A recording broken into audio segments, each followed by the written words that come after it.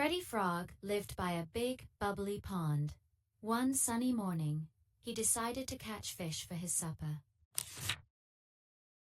With his tiny fishing rod, Freddy hopped towards the rushing river. He thought, "This will be an easy catch." But the river was swifter than he imagined. He accidentally slipped and tumbled in.